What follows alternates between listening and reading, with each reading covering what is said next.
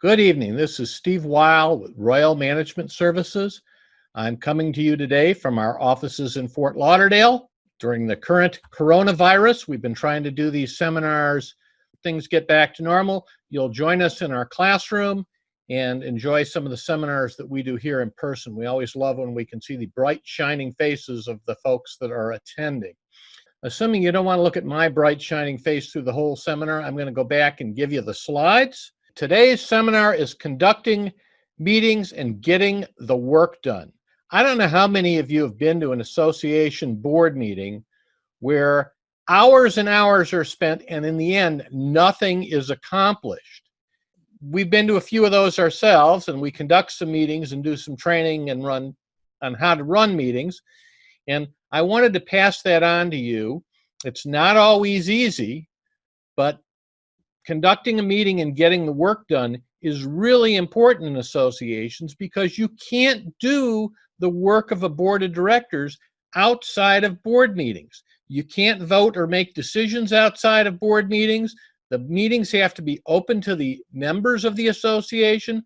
So it's really important that we get a good understanding of this, and it can also save some time so we don't spend hours in meaningless meetings. Now, my name again is Steve Weil. I am president of Royal Management Services.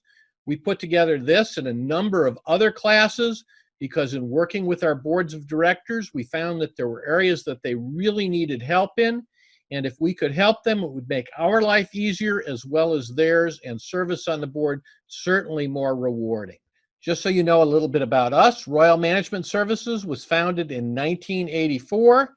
We are a wholly owned subsidiary of an accounting firm, so we do accounting and business consulting. And in 2000, we entered the association management, managing condos, HOAs, and co-ops. So that's kind of who we are. We're not looking to sign you up today, but if you're ever looking for a management company, we're out there, and we think we're a little bit unique. We only serve associations from the Dade County line through Boca Raton.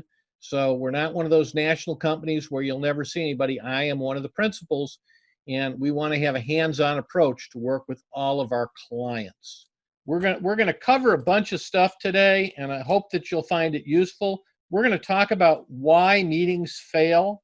We're going to talk about virtual meetings. We're now doing meetings with Zoom and other virtual tools, and how that works and how we have to go about that now that the governor's emergency order is over and the division says we have to go back to having meetings and letting our unit owners attend those meetings. We're going to talk about the ingredients of a successful and effective meeting. We'll talk about owner participation. You do have to let your owners participate, and we'll talk about how to keep that in check so that they get to say what's on their mind, but they don't take over your meeting or prevent you from doing the business you need to do. We'll talk about keeping control of the meeting and who should be running the meeting. And we're going to also talk about how to move on when you disagree with either an attendee or a fellow board member. We're going to talk about minutes and what they should contain. So this is just a quick overview of what we're going to go over. Hopefully you will find it helpful. Meetings fail for a lot of reasons, but the main reason they fail is because the person in charge of the meeting and those that are running the meeting, the board members, are not organized or prepared for the meeting. They let owners take over the meeting. So you might have some owner, I know nobody else is running this, but there's an owner that likes to hear himself speak and has to talk about everything at the meeting, or they're going to disagree with you no matter what you say or how you answer, and they end up taking over the meeting. It's important to have a strong chair for your meeting. You don't want to just have anybody chair it. And I have even known associations that, though the president generally chairs the meeting, has somebody on their board that's a much stronger chair and chooses to have that person chair the meetings so that they can keep order. Being a good president does not necessarily mean that you're good at running a meeting, and different people have different skills. One of the strengths of a board of directors is we often have people with different skills. You don't want your meetings to fail. Things that make them fail: you're not prepared for the meeting. You fail to set rules and expectations for the meeting. so that the owners know when they're going to be able to speak, when the board is going to be speaking, and how to be recognized. A weak meeting chair, somebody that doesn't know how to shut off comments once they've got past the point of being productive, or to move on, or to get the job done. Problem board members that just don't want to make a decision, or that like to disrupt the meeting. And believe it or not, we do have occasionally a board member that just doesn't let the association get its work done. Problem owners. These are the owners that think they're always right, and it doesn't matter what you say or the answer that you provide. They're really not asking you a question for an answer. They're asking you a question so they can appear important and so that they can continue to speak. And no matter what you say, if you allow this to become a question and answer period, you're going to lose control, because these people, no matter what you say, are going to have another question, or they're going to disagree with you, and you're not going to be able to move on.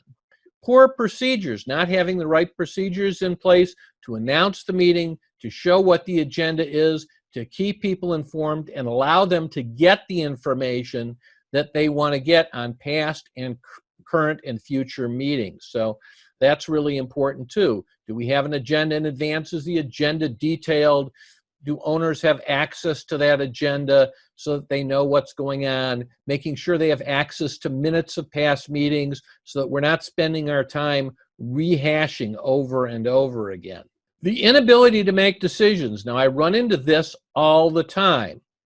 Boards want complete information. And unfortunately, in the information world we live in, you will never have complete information. There will always be more information to come, but it's important to be able to make a decision and move on, as opposed to keep going over the same thing and not deciding what you're going to do, or keep requesting more information.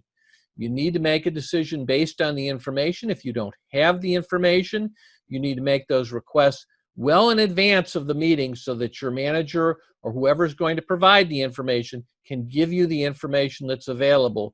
But we shouldn't be sitting at a meeting going back for more information and more information and more information over and over again. If something's on the agenda, it needs to be dealt with. Those are a few of the reasons that meetings seem to fail. Failure to prepare is the biggest one. I go to meetings all the time where they basically are holding a meeting and nobody knows why they're there. Maybe they're interviewing managers and I've shown up, or maybe it's just the regular board meeting and they have a meeting every month or every 4 weeks or whatever their timetable is, and nobody's determined what are the things that should be covered in that meeting. It's kind of whatever comes up or we think of at the time. Board members go through the motions without having reviewed the information. So if you're not getting the meeting package till you sit down at the meeting, it's too late. Every board member should be able to take a look at all of the things on the agenda and all of the backup for those things well before the board meeting. Florida law allows us to set a meeting in 48 hours, but that's really not enough time, because you need to put together an agenda for that meeting. You need to get that agenda out. Board members need to have time to look at it. So I would put to you that the best way to do meetings is to have regular meetings planned in advance on the same date and time, so that everybody knows the second Tuesday of every month, we're going to have a meeting at 5 o'clock or at 7 o'clock or noon, doesn't matter when, but we know we have to be available if we're on the board once a month, the second Tuesday, and that we should be preparing for that meeting and getting the information in advance of the meeting, more than just a day before. We should get it 3 or 4 days before, and we should be able to look at it and ask questions of our manager or ask questions of the vendor or anybody else that we have beforehand. Remember, as a board member, you have a fiduciary duty to do what's right for your association, not what's best for you. Regular board meetings under Florida law are required to be open to all of the owners. In fact, the only way you can have a private board meeting is if you have your legal counsel there and you're going to be discussing something that's privileged. So it's not just we invited the legal counsel so we could lock people out, but the discussion has to be concerning something that has legal privilege, such as a lawsuit going on, something like that, or The board is meeting to discuss an employee of the association and their performance. Other than that, you cannot hold private meetings. You must notify the owners, and you must give them the ability to attend the meeting. Now, board members can attend by phone, by Skype, by Zoom, but owners get to attend the place of the meeting. But we are now providing, in our meetings, a lot of times, we're providing the ability for owners to attend via Zoom. They just can't speak up, much like you have just the ability here to type in questions. That's how we treat the owners when they attend a Zoom meeting. They can type in their questions, and if the board wants to recognize an owner, we can actually bring them up on the screen, add them to the panel, allow them to speak, and then once we're done with that topic or the owner's done speaking, they can be demoted back down to a participant or a viewer instead of a board member, instead of the board member or the host of the meeting. So it is possible to do that, but you have to have a place that owners can go and can hear what's being said at the meeting and can speak when they want to let the board know or pass on a question or ask something. Owners have a right to be heard. Having a complete agenda lets the owners know. So if I'm interested in, we're going to change the pool furniture, and that's my hot button and I'm an owner, it's on the agenda, discussion of the pool furniture. If I'm unhappy with the current manager, I should be able to see on the agenda is discussion of current management. I need to be able to know what the board's going to be talking about and what, most importantly, they're going to be deciding on. And I have a right to do that. That's why you have to have these things prepared in advance. And the Florida law requires you to provide a detailed meeting agenda when you post the notice of meeting. It has to contain what the topics are for discussion. You, as I've said, you need to be prepared as a board member, know where you are. You should have copies of your past meeting minutes. We don't need to rehash things that have happened in the past if we have a book or whether it's on a computer or however you want to have it. But meeting minutes we can go back to. So if there are questions or items we have to reference from prior periods, you're also, of course, going to be approving the current minutes from the last meeting. Let's start with the agenda and talk about that a little bit more. It sets the tone for your meeting. Are we going to be talking about a special assessment, discussing a budget and increases in insurance costs? What exactly are we going to talk about, and why are we talking about it? That agenda is going to lay it out. It lets you as a board member know, so you can be thinking about it. It lets owners know if they have comments, questions, that this is something they're interested in, they can identify it. It identifies the objectives of the meeting. So we're going to be voting to select a plumbing contractor to replace the stacks, the sewage stacks. That would be important to know, especially if I'm somebody that's been having a lot of leaks in my unit. Okay, we're going to be voting on changing the hours of the office, or we're going to be voting on hiring security, which will increase our budget. All of those things, you need to know exactly what it's going to be. And not only we're going to vote on security, but what else is that going to mean? Are we going to have to adjust our budget? Do we have the money? So those are all things that should come into there. These things, the more information you have in advance, the smoother the meeting's going to be. You also want to have any vendor proposals or other information that's going to be decided upon. You don't want to be trying to read the 3 plumbing contracts while you're sitting at the meeting to vote on who the plumber for the plumbing contract is going to be. You want to have that information in front of you. If you receive some kind of citation from your city, you want to have had that as a board member in front of you so that you could study it and determine what action needs to be taken. By having your agenda properly filled out, it allows you to concentrate on the tasks you need to get done. Board meetings are not social events. They are a way to get the important work of the association done, and the Florida law requires board meetings for the board to act, and they require these meetings to be open to all unit owners. So let's talk about the agenda a little bit more. Every board meeting is supposed to have an agenda under Florida law. It needs to be published at least 48 hours prior for a regular board meeting. Now, there are other rules if this was a budget meeting or if this was a special assessment meeting, then we would have to publish it 14 days ahead, or we're having a meeting to make a change in the rules. That would require a 14-day notice.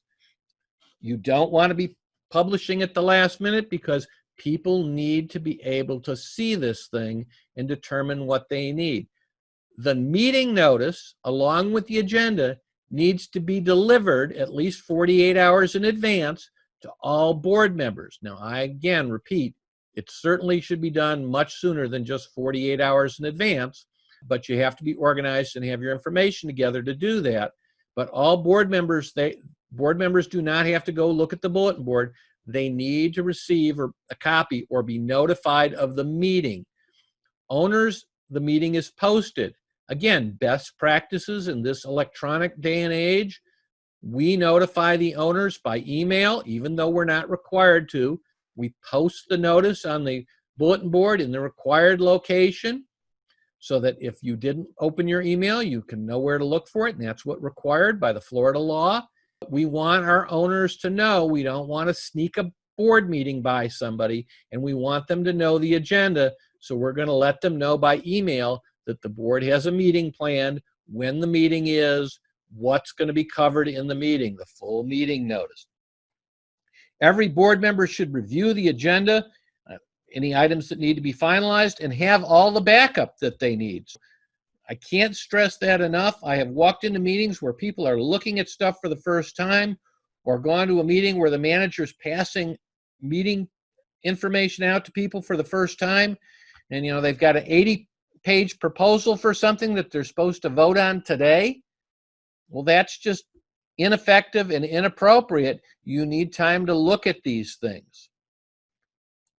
We like to do a meeting with not only the agenda, but we do a sample transcript for the meeting so that we can go down and make it very easy to take the meeting minutes and to see what we need to accomplish, 1, 2, 3. So we would say the meeting was called to order at, in this case, 6 o'clock on such and such a date. You'll notice it's typed in, and it was called to order by John, the president.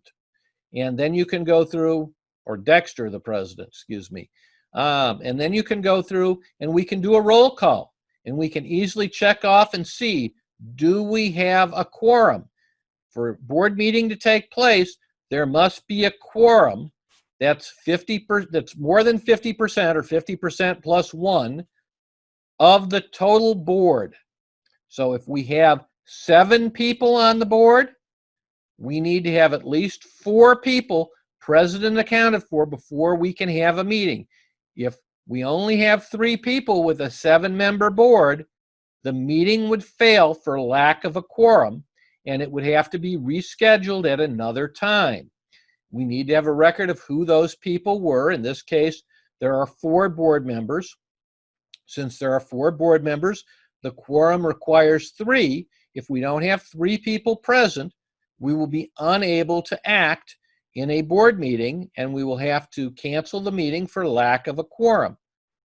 If we have 3 people at the beginning of the meeting, interestingly enough, and one person gets mad, takes their ball, and leaves, that does not close the meeting.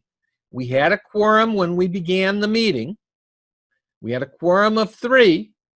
If the other 2 people that are left at the meeting can continue to conduct business, and they can vote. And if the 2 of them vote for something, that it'll have a majority of the votes present, not a problem. That item will carry. But you do not close a meeting or end a meeting by walking out of the meeting. We need a motion to close the meeting. That's very important. If you look down here, you'll also see that we have the proof of the meeting, and we can go over that, but basically that's the notice that was posted and an affidavit saying it was posted. So we can say there was a proof of the meeting and when it was posted, which needs to be in the record and the minutes. We also have to either read the last meeting's minutes and approve them, or we have to waive the reading of the minutes and approve them. Minutes are approved, they're not voted on. So you either vote to approve or you vote to not approve and make changes, but minutes are approved, okay? And you need to do that at the next meeting following the meeting at which the minutes were taken. Then we have normally a treasurer's report. Officers' reports take place at meetings because the officers, the president, the treasurer, the secretary, and any other officers who may also be board members report to the board of directors. So we always have the officer reports that puts that information permanently into the minutes. But having that agenda and having that pre-written minutes or pre-written outline will make your life just 100 times easier. At the beginning of a meeting, we need to set rules and expectations. Otherwise, others may try to hijack our meeting. I'm sure that nobody attending today has sat through a meeting where somebody in the audience refused to sit down or didn't like the answer they got from the board to a question, so they just kept asking other questions, even though they had been answered, they objected. We need to make clear just how this meeting is going to function, and we do that by setting the rules. One person speaks at a time, and only when recognized by the chair. Even board members need to be recognized by the chair to speak. Raise my hand or ask to speak, and the chair would need to recognize me. Typically, we will limit the time for remarks to 5 minutes for board members and officers and 3 minutes for non-board members. So those owners that are attending the meeting, they're going to not get an unlimited amount of time. I've even been to meetings where I've taken my little timer that buzzes at the 5 or the 3 minutes. But we can't just have people repeating themselves over and over. If they can't express what they need in the 5 minutes if they're a board member or the 3 minutes if they're an owner, you're probably not going to get it in the next 30 minutes. It's important to get that information. All remarks must be addressed to the chair. You don't want a back and forth between owners and board members or owners and owners. Why do I say that? Because I don't like board member D, and I'm going to be snide and nasty to him because I'm an owner and he has not been agreeable to my way of thinking. This shouldn't become a personal contest. If I have an objection as an owner to something going on, or as a board member to a prior action of the board or something going on, I should address my remarks to the chair, not to individual board members. Individual board members may respond. They may want to respond given a chance, or the chair might want to recognize them because they have something to respond. But remarks should be addressed to the chair because they're going into the record, and this is not supposed to be a personal give and take with your favorite or least favorite board member or owner. Owner remarks must be allowed at the conclusion of any discussion before a vote is taken. So while we're going to ask owners to wait their turn and to speak, and we're going to recognize them, we do have an obligation to recognize each owner who wants to speak on any item before the vote is taken. So you can certainly have the discussion, make the motion, and then allow owner comments, and then the board can follow up with either a vote or an amendment to the motion. Owners wishing to speak on items on the agenda need to be recognized by the chair. This is not about who can shout the loudest, and if you set the rules clearly, they understand what that is. Personal attacks, name-calling, abusive languages will not be permitted, and we will ask somebody to leave the room if they can't behave in a courteous manner. While we can all disagree, we do not need to be disagreeable. When I'm running a board meeting, and many of the boards that I work with, we have this little card we give all of our boards, and this is the opening statement from the chair. Now, I'm going to try and read it from here on the screen. We'll give it a try. Before we begin, Today's board agenda, I want to inform all of those present of some basic housekeeping procedures and rules of conduct, which will help ensure today's meeting is successful. The purpose of this and any board meeting is for the board to conduct the business of the association. In order to do this in an orderly and timely fashion, only one person can speak at a time. Board members wishing to speak should address their desire to speak to the chair, who will recognize them and provide them with an appropriate time to speak. Turning to the floor over to them. Once a board member has been recognized by the chair, that board member can speak for the time allotted or until he or she yields the floor back to the chair. Any person speaking while someone else has the floor will be deemed out of order by the chair. Before the board votes on any item on the agenda, the chair will allow time for owner comments on the item. Owners wishing to comment on the agenda items will do so by a show of hands, or the chair may ask them to show their desire to speak by placing their name on a sign-up sheet. So if we have a big agenda item, like maybe we're going to be voting on special assessment, a lot of people want to talk about that, we could use a sign-up sheet. The chair will recognize each owner wishing to speak, and they will be given the floor for a period of time that will not exceed 3 minutes. Comments unrelated to the current agenda item will be considered out of order, and the owner making such comments will be considered to have yielded the floor, along with the remainder of his or her time. Each owner that has requested will be recognized by the chair in turn until the owners desiring to speak have spoken. Owners' comments will then be closed, and each board member will be given a chance to respond to any items raised in owner comments. Before the closure of the meeting, a time for owner questions and comments unrelated to the agenda items will take place. The procedure used for awarding time responding to comments will be the same procedure we have covered for owner comments and on agenda items. All comments should be directed to the chair and should be addressed concerns, problems, or complaints without personal accusations, name-calling, or other disruptive behavior. Anyone violating these rules will be asked to leave the meeting by the chair, so please be sure that you respect the rules, your fellow owners, and board members. Once you've done this a few times, people start to understand the rules. They understand that they're going to get a time to speak and that they will have the full attention of not only the board, but everybody in attendance, because it will be their time to speak and to control the floor. And that what they say will be limited, so they need to have their thoughts put together and thought out and not just ramble on. The meeting chair, although the governing documents often call for the president to be the chair, I mentioned this earlier, if that's not the best person, your president can assign that authority to somebody else. I have an association where the president is great at getting the board work done and getting the board together. He is very uncomfortable speaking in public.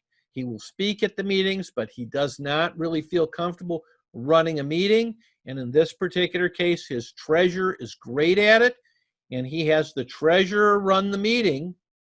They sit down before the meeting, they talk about what he wants covered, they have the agenda laid out, and the treasurer is very good at keeping the meeting on time and on the agenda, and that's the person that runs the meeting. Just because your governing documents say the president runs the meeting, he can turn that authority over to somebody else. You don't have to make somebody that's uncomfortable do this job. And if you have somebody better qualified or that is better at it, they might not be a great president, but they might be a great speaker or great at running meetings. And you might want to put that talent to work. One of the great things about having a board is that we have different people with different strengths. I, as the manager, have been called on many times to run board meetings for associations, especially when they have problem owners and the board meetings don't seem to stay on track. I have been to board meetings where the association has had their attorney run the meeting, but having the attorney at the meeting does not make it a private meeting and make anything privileged. So it's just a way of getting the meeting run. Okay, there are three types of board members in this world, basically. I wrote this during Passover, if anybody's Jewish and can tell. There's wise board members, and those are the people that listen to all sides. They make a decision. They may not make the decision before the meeting, but they're up to date on the facts. They're willing to hear the owners out before they make a decision. They want to hear out their fellow board members, and they don't really want to make it about themselves. They're trying to get the best decision with the best information. We love those people on our board, and there are lots of them out there, fortunately.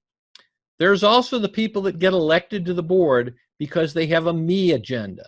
They don't understand what it means to be a fiduciary, and they are there to get what they want, and that's what's important. It's the only thing they care about or pay attention to. I recently had this with a homeowners association.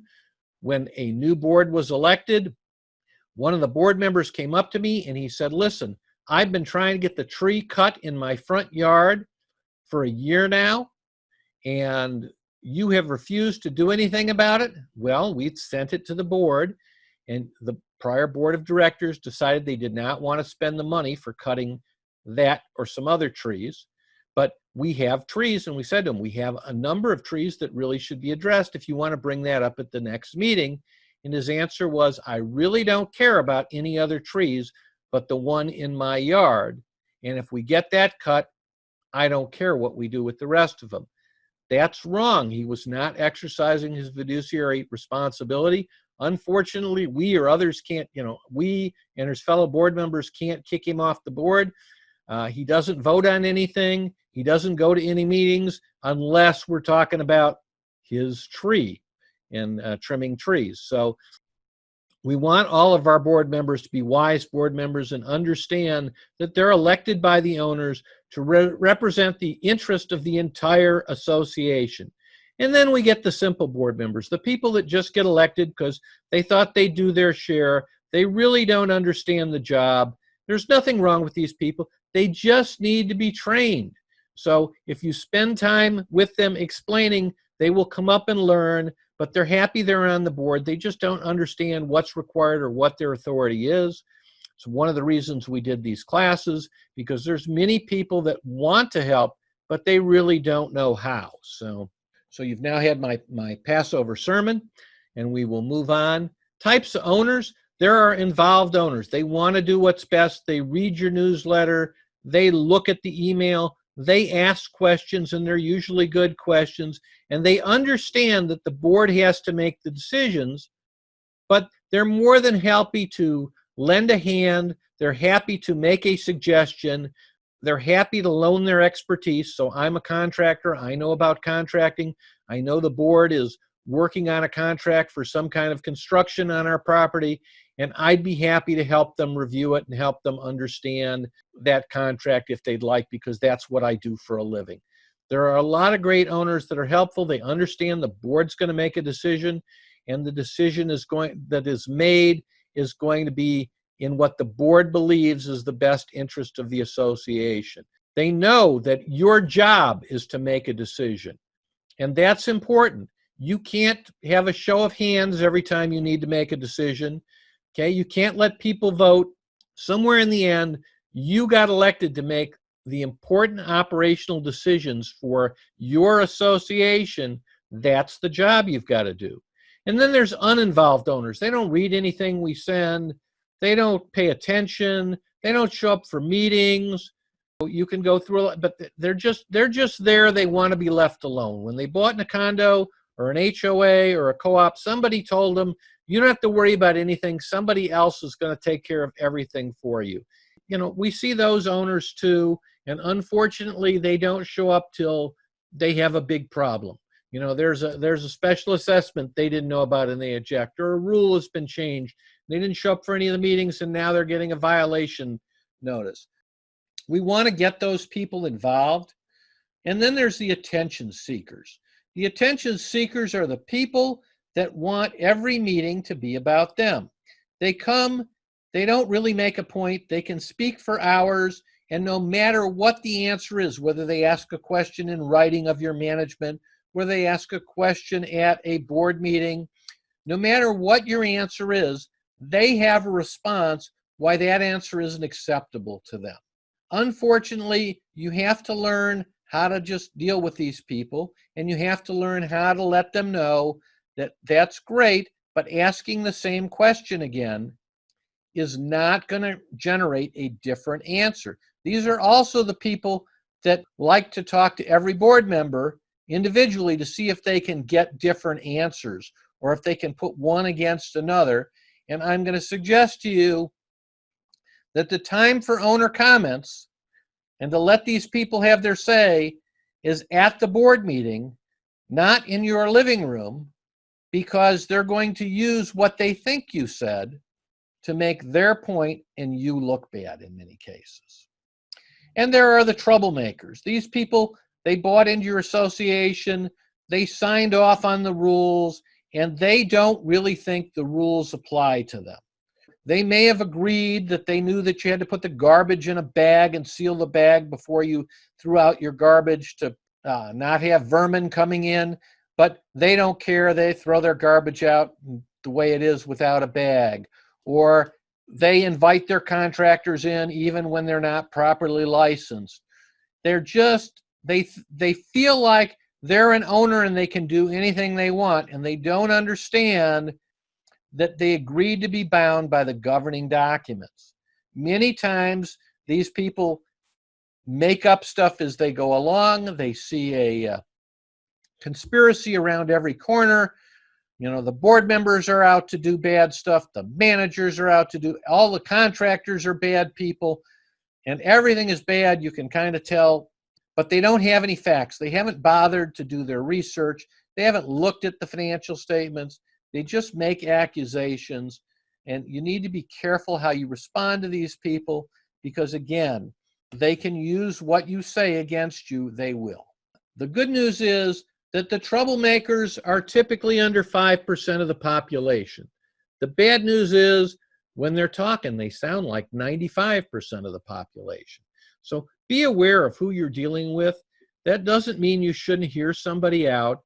It just means that you might want to be more careful what you say. We do a lot of our communication in writing, especially with owners, because it is very easy for somebody to hear something different than is said. So when we say you can't do something because it's against the rules, or there's a regulation against it, or for whatever reason, they hear it's about that we're not letting them, that we're making up the decision, and we may be passing on a rule of the board or the state.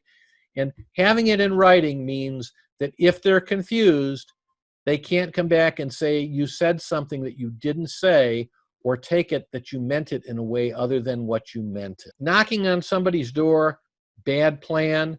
I tell people that in the board seminar all the time. Responding to questions that are not at a public meeting, best to be done in writing. That way there is a clear record of what was asked and what was said. So anyway, I told you the good news. The good news is that there's only 5% of the people that will give you this grief. The bad news is they speak up louder than the other 95%. Poor procedures, failure to establish a time frame and procedures for the board members to send items. So in addition, in your procedures, you need to say to board members, if you want something on the agenda, you need to send it into either the secretary, or if management, we make up the agendas for our association, or it needs to be submitted to management at least a week before the meeting is scheduled so that it can be put on the agenda and sent out to everybody with plenty of time. Board members certainly have the right to have things put on the agenda, but you want them to do it not at the last minute, so that if there is homework to do, all of us, from your managers to your fellow board members, have time to familiarize ourselves and do the homework. Failure to limit the time for reports and other things. So if we're going to do officers' reports, we're looking to keep that at 5 minutes. I don't want a treasurer's report that goes on for 2.5 days. We need to move on to other business. If an officer or a manager has a longer report, they should submit it in writing. We write managers' reports to the board every week. We go to a meeting and they want everything off the manager's reports, which may be fairly substantial for the month. We can submit those reports to become part of the permanent record without actually reading off every item that was discussed or sent to the board. It's important to set time limits. A good board meeting shouldn't last 2 hours maximum. An hour is ideal. People start to lose their attention and just wander after that, and you're really not going to accomplish anything. If you can get in and get out in an hour and 30 minutes, you're doing a great job. People are going to pay attention. They're going to come to your meetings, and they're going to participate. Nobody wants to show up at a meeting that is going to go on till midnight. It's important to keep track of that time. Controlling the crosstalk. Please don't let people talk over one another. When I have the floor, I should be the only person talking until the next person has the floor and I'm done, and I either give up the balance of my time or I run out of time when the chair tells me I've used up my 3 or 5 minutes. But it is rude to allow people to talk over me, and it is rude for me to talk over other people. And if you want your meetings to run well, you need to respect your owners and your board members by not allowing other people to talk over them or to hold conversation. So if I'm the chair and you're speaking, I might ask you to stop and give me a minute. And I would tell people in the audience that if they want to hold a separate meeting, they need to leave the room. We're conducting a board meeting here, and there can't be other conversations or meetings going on around the room. And when you point out somebody and call everybody's attention to it, it will generally get them to quiet down. Failure to enforce the meeting start time. We're going to wait around till 2 more people get here. Meetings need to start on time, and they need to end on time. We generally want to have an end time for a meeting so that we can adjourn the meeting. Even if we're not through, we can pick up that agenda at the next meeting. It's why when we write the agenda, we prioritize the most important items to do first. And so should you, but we can't just keep people out all night for these meetings. Failure to take action on agenda items. If there is an item on the agenda, you need to have the discussion, take an action, or table the item. Okay, and you should avoid tabling items if you can handle them. Don't wait for every bit of information. Let's figure out what we're going to do with this and move on. Your manager, your president, whoever is running the day-to-day operations of your association needs you as a board to make decisions and to give them direction so that they can move forward with the important work that needs to be done running your association day to day and protecting your association from damages as well as lawsuits. Failure to properly record actions. So your minutes need to properly record what you vote on. That means you need to make a motion that is intelligible.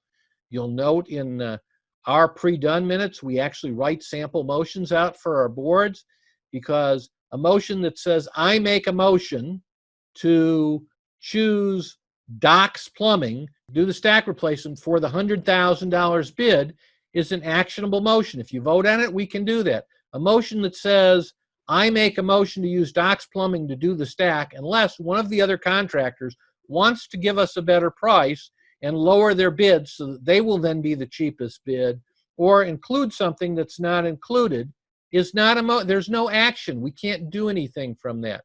Motions need to be actionable. They are instructions to either your president or to your other officers or to your manager as to what action to take and how the board wants them to proceed. And hence, Motions need to be actionable. You need to make sure they're properly recorded in the minutes. The motion, who seconded the motion, and who voted for the motion, who voted against the motion. All of those things should be properly recorded in your minutes. You need to show respect. You can disagree with other board members, but everybody at the meeting needs to show respect for their fellow board members and the owners. This is not the place to be critical of owners' actions or board member actions by other board members. Somebody makes a personal attack, you need to be able to shut it down, and you need to know how to do that. There are a number of ways to do that. You can just say to them, this is not the appropriate time and place for that. You are out of order. If they refuse to shut it down, it's time to ask them to leave the room. If they continually come to your meeting and refuse to shut down the nasty comments and refuse to abide by the rules, and they won't leave because you've asked them to leave, then you should consider having security at your meetings. I've had a number of cases where we've had somebody that thought they could bully the board and other owners, and we've made arrangements to have an off-duty policeman sit in on the meeting. And when we do that, all of a sudden those people are absolutely quiet and don't give us any problem, because the off-duty policeman, when asked by the board, will escort somebody out of the meeting. I've never had to have anybody escorted out of a meeting where I had an off-duty policeman there.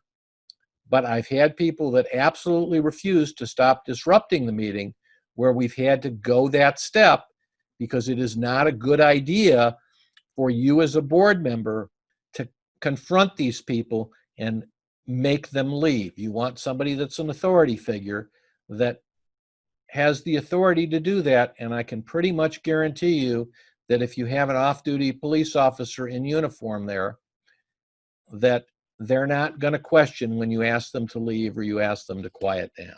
Inability to make decisions, that's a really big problem when you get board members that they keep wanting more information. We've got 3 bids, I don't like them, let's get 3 more bids. We have an opinion, from an expert. We have an engineer who's telling us what we need to do. How do we know the engineer is telling us the right thing? Maybe we got to get another engineer. You need to, and you have an absolute right to rely on the experts you hire. That includes engineers, professional managers, and attorneys. And if you have a problem having confidence in those people, then your board should be addressing replacing them, not getting additional bids or checking what they say to you. If you don't feel that your engineer is doing the best thing for your association, then you need to look for another engineer. If when your manager makes suggestions or tells you their opinion, you're not sure whether or not you should be listening to their opinion as a professional manager, it's not time to go question their opinion. It's not time to question their expertise. It's time to find another manager. Because if you can't rely on the professionals to do what's right for you and your association and give you good advice, you're going out and getting other advice or just questioning and making an adversarial relationship is not going to help. You all need to be on the same page. You all need to be on the same team. Second guessing and revising prior board decisions. Oh, last time we voted that it's going to be Doc's Plumbing and that we're going to pay him. Well, now I heard there's another plumber that might give us we can't continually go back to decisions that have already been made and are in place. Just because some board member didn't make it to the board meeting, so he didn't get to vote, that doesn't mean the decision is not just as valid as if he were there. We do not have to be unanimous. That's the great thing about board meetings. We need a quorum, which means we need 50% plus 1 of the current sitting board members, and then we need a simple majority of the board members present to vote and approve an item. We don't all have to agree, and in fact, if we all agree all the time, then we're probably not as good a board as we could have been if we all had a little different perspective and opinion. Don't worry, but just learn that it's okay to disagree, and you can do that without being disagreeable. Boards don't make decisions. They always, I sit with boards that want more and more and more information. Don't get into we're buried in information. Get good information, get good recommendations from your manager, from your attorney, from your contractor, from your, that's one of the reasons I like it. I'm not looking for the cheapest vendor all the time. We want a fair price, but I'm looking for a contractor or a vendor that understands and can advise the association. A lot of times when we go to look for things, we will consult the association vendors and say, listen, we have this issue.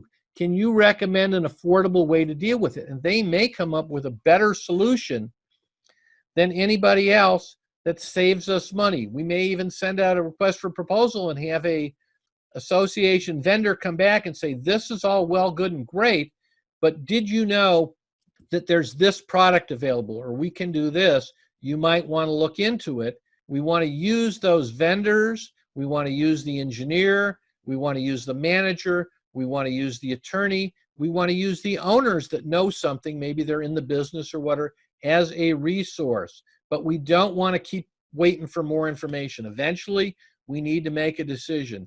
I just dealt with an association who went through this failure to be able to make a decision. They've needed a roof for 1.5 years.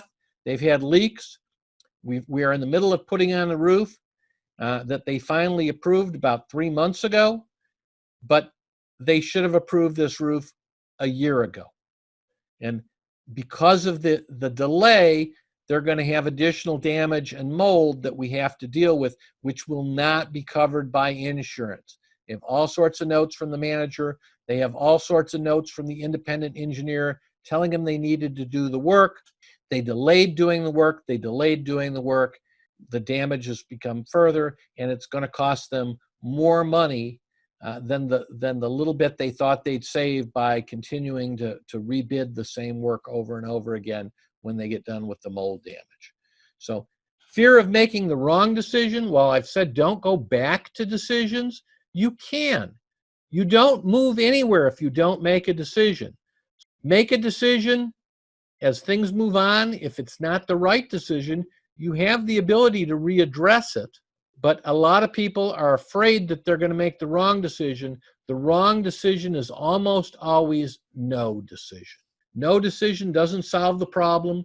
It doesn't tell you whether you're moving in the right direction. It just leaves you stuck in the same place that you've always been. Waiting for additional bids. We're trying to get 3 roof bids. We only got 2 of them and can't get another contractor to bid. And the board says, we're going to wait till we get those bids. If that contractor can't get us the bids for the work, those other contractors can't get us the bids for work, they're probably not qualified to do the work or too busy to do the work. You need a roof, you get the roof put on. If you have something that you need done, whether it's plumbing, roofing, painting, you need to move ahead. You need to set reasonable timelines, and you can't hold off because somebody can't get their act together and provide you the proposal or information that you're waiting for. Another reason things happen is owners object. We don't need to do that right now. We shouldn't spend the money, but they generally don't have all the information and they haven't taken the time to do the research. The people that are best informed and best equipped to make the decisions for an association are its board of directors. They have access to all the information. They have access to the managers and the other experts, including engineers, contractors, vendors, if they want to speak to them. But those are the people that are charged with making the decision. Owner objections, owners not being happy with the decision, is not a reason not to move forward. Each owner has their own reason. They're out for their own benefit. You as a board are supposed to be looking out for the interest of the total association and your community and exercising your fiduciary responsibility to do what's right for your association, not what's right for one or more individual owners. So some other ingredients I've talked about before: well-planned meeting agenda, rules of conduct known by everybody, chair that can keep the meeting on track and enforce the rules, directors that are prepared and review the agenda beforehand and they know the information that's on it, Proper parliamentary procedures, also known as Robert's Rules of Order. Now, you don't have to become an expert in Robert's Rules of Order. You don't have to know everything about them. You just have to have a basic understanding. And if you have a small association where there's only 3 or 4 board members and you don't have a lot of people coming, you don't have to be quite as formal. But having the ability to know how to make a motion, how that motion gets seconded, how it gets voted on, that type of information is very important. And you can find that in Robert's Rules of Order. So a sample agenda. It must have your name, the name and address of your association, where the meeting is going to be held. It doesn't have to say the address, but say it's going to be in our meeting room. It's going to be at our management company. You need to tell people where your meeting is going to be when you put up the notice. This is the agenda. It doesn't have that on it. We're going to have a call to order. We're going to have a roll call to establish a quorum. We're going to provide the proof of notice of the meeting. We're going to have an opening statement from the chair. We're going to either approve or read the minutes from the prior meeting and then approve them, or we can waive it. We're going to allow the officers to give their reports. We're going to go over some old business, and I would typically list what that old business is if we haven't finished it. We're going to deal with some new business, which includes a fire sprinkler retrofit that the county's trying to force down our throat. We're going to talk about appointing new legal counsel for the association because we feel that we've been paying too much in this case. We're going to talk about changing the association banking because we think we can get a better deal somewhere. We're going to have an open discussion of agenda items for the next meeting so we know, and then we're going to adjourn the meeting. It's important to take minutes of the meeting. Somebody needs to take minutes. I've told you we pre-write kind of color by number minutes. We usually provide it to all the board members so that everybody can mark down things as they happen. But somebody, typically the secretary, but it doesn't have to be, should take the meeting minutes. You can also record the meeting.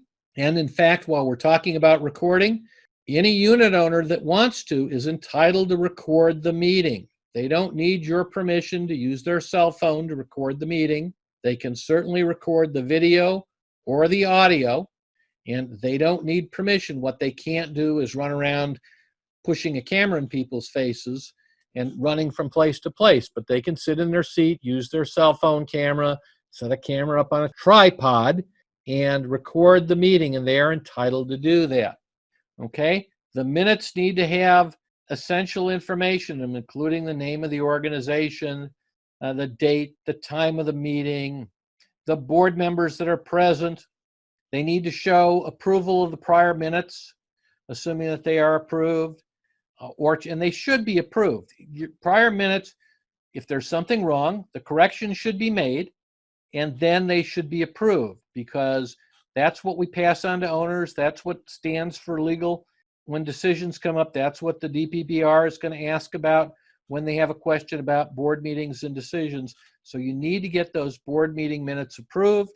And then if you like, you can send them copies out to all the owners so those that didn't attend know what was in the meeting. The body of the minutes has to have any of the motions that are made. They don't need to have the discussion. You don't need to write down every word anybody says. All my minutes have to say is that a motion was made, list the motion, by Steve Weil, was seconded by Joan Smith. A discussion was held. We can all then discuss. The board can discuss. Owner comments can come in. And then we voted, and how did the vote turn out? We don't want to have John said it's a bad idea. 3 people from the floor objected. Owners don't. All that we don't need. We need the actions that are taken, not this one said that's dumb. And, we don't want to have all that extraneous information as part of our minutes. We want the actions that are taken, the votes that justify those actions. If it's tabled, we want to know that. We want to know when it's scheduled. But writing down everything that was discussed at a meeting is pointless and counterproductive. People say things they shouldn't say, and they don't need to be in the minutes, and we don't want to certainly give them an excuse to continue to say those things because they like having it in minutes. Parliamentary procedures, nothing more. Robert's rules, nothing more than a set of guidelines for how to do this stuff, how to run a meeting, keeps everybody on track and tells them when it's going to be their turn and how. There's not the president or the chair did not properly call this by Robert's rules. If the motion was made, we have an actionable motion, it was voted on, that's fine. Robert's rules are to make it easier for you to run the meeting and to avoid chaos. Because somebody seconded it without there being a call for a second, because somebody said something or it got out of turn, if you have the general idea, there's not a Florida statute that says anything is invalid that doesn't comply with Robert's Rules of Order. So please understand, they are a tool, not a hammer that you're supposed to be hit over the head with. Parliamentary procedure is commonly referred to. I've got Robert's Rules of Order. They've been around for forever. They've been updated. You can buy the 100-page Robert's Rules book. I don't really think you need it. I'm going to give you a basic overview later of how things go. In general, the chair is responsible for managing and running the meeting. You're not supposed to speak unless you're recognized by the chair. Only discussion on what's on the agenda, so we shouldn't be going off agenda and discussing things that haven't come up. At the end of your meeting, if you're going to do an open forum, then anything that needs to be decided on can be put on the agenda for the next meeting. You complete the discussion and the actions on one topic before moving to the next. So if we're voting on the plumber, we shouldn't be talking about something else before we're finished with the plumber conversation or the plumbing conversation. But you need to finish one item before moving to the next, whether that item is approved, disapproved, or tabled for another meeting. Minutes are approved. They're not voted on. We don't vote. We just approve the minutes by the board. A motion does not receive a second, it dies. So if you make a motion and there is no second, we move on to the next thing because it dies where it's at. Here is a brief parliamentary procedure piece that we have on our website. You can go to www.royalmanagement.com into the information tab, and this information is out there on parliamentary procedure so that you have how these things work, and it's really all most of our associations ever need. And then there's some lists on motions, the order of preference. This tells you the order of preference and how they work. Again, something that is on our website. You're certainly welcome to download and use all you like. In addition to the motions in order of preference, then we have a list of motions that there is no order. This does tell you, I'm going to go back one. This does tell you, can you interrupt the speaker when this is being done? Do you need a second? Is it debatable? Can we have a debate over this? Can we question it? Can you amend it? What vote is needed? So you've got all the information here that you really need. It's all I've ever needed to run any of the meetings we've run. Because this is an online thing, I'm not going to do a lot of role playing, but this is something that your board can go to meetings or role play. Or I had told you earlier that we have the opening statement for meetings. We also have this learning to draw the line piece, as we call it. This is kind of what we call the board member Miranda card, because people should not, especially if you have a manager. Now, if you're self-managed and you're the president, they're probably going to be knocking on your door. But if you're an association where you're on the board of directors and you're the president or an officer, and you have a management company or a manager, people should not be knocking on your door, coming to you to complain, bringing you items. They should go through your management company, who is your agent, and you need to train them to do this. So I give this card to my board members, and I say, you were self-managed before, or you have people knocking on your door, you're entitled. This is not a full-time job. You're not getting paid for it. As a board member, officer, you're entitled to your privacy and you're entitled to the quiet use of your home. And that's why you're paying us as your manager to handle these things that come up. If somebody comes to you, you need to let them know nicely but forcefully that you're not on duty right now and that the association has a manager and that they need to contact the manager when the board is not in session. They should either come to a board meeting and they can make a statement as to what their problem is, or they should notify management. And if they notify management in writing, then our policy would be you would receive a copy as the board with our proposed answers. So this is kind of a little card we give them, telling them that they need to address their questions to management. And if you're a board member, you can use this card to tell people who to call and what the after hours number is and what the procedure is. All right, the website is royalmanagement.com, Royal with an E. I want to thank you all for joining us tonight. As I say, if you do have questions or we can do anything for you, I'm going to put these other two cards out there too. Certainly feel free to drop me an email. My email address is Steve, S-T-E-V-E, at R as in Richard, M as in Mary, S as in Stephen, accounting, accounting.com. If you drop me an email, I will be happy to answer your questions. And go to our website, royalmanagement.com. And if you look on the important information tab, we have a lot of really great information we've put together there. We also have a Facebook page for Royal, R-O-Y-A-L-E, Management Services, where we're updating stuff all the time. There's a lot of great COVID-19 stuff on our website too. There's a link at the top. You may want to take a look at some of that.